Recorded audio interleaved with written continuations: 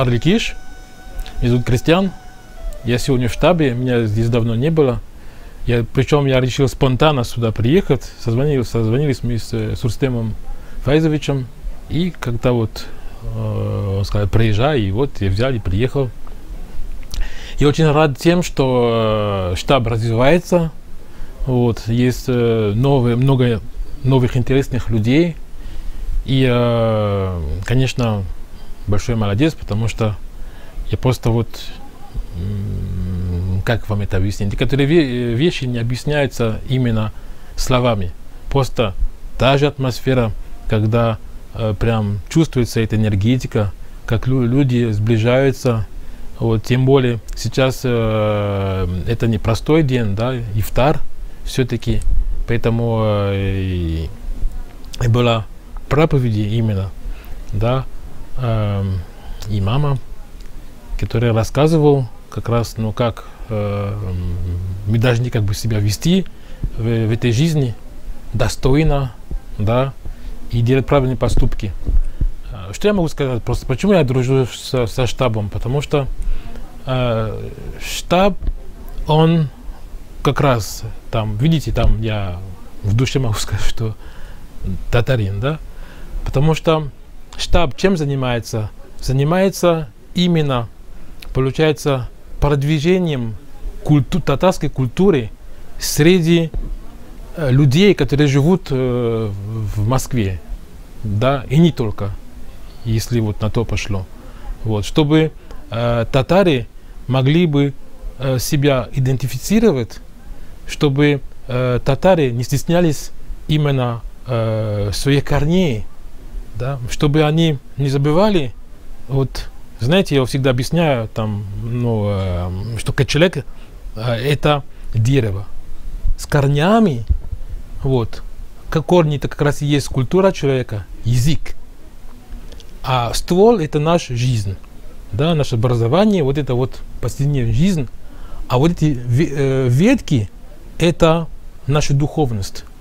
То есть, конечно, тут разные религии, разные направления духовные.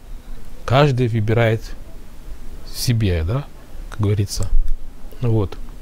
Сегодня говорили именно вот об исламе, да, как мусульмане должны себя вести. Говорили о пророке Мухаммед великого. И что скажу, что в самом-то деле все вот дороги, но духовные, истинные духовные дороги, они все ведут все равно к Аллаху. Вот.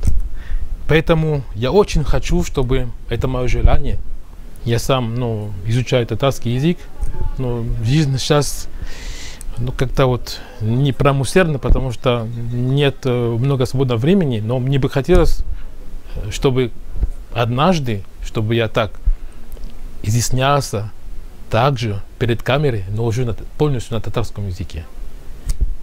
Просто представьте себе, закройте глаза, что дерево стоит на земле. Видели картинку? Теперь представьте, что у него нет корней. Теперь вот сами думайте, что я вам говорил по поводу культуры своей, татарской и татарского языка. И теперь я вам покажу, как можно с помощью своей же энергетики влиять как бы, ну, на материю и на окружающий мир. Она не купирована нигде, настоящая ложка. Вот, можете проверить. Сейчас как раз не воздействую и направляю туда энергетику.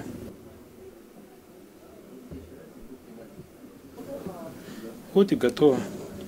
Получается, из нее сейчас просто сделал. Посмотрите, что получилось. Вот и нее как-то сделал такой узелок. Тут уже думайте сами. Кто-то говорит, что это суперсила. Я честно говорю, что это не суперсила, это всего лишь как, ну, управление как раз энергией. Также, да, по этому принципу помогаю людям со здоровьем. Очень часто у кого там есть камни, бывало даже и опухоли, грыжи. Вот.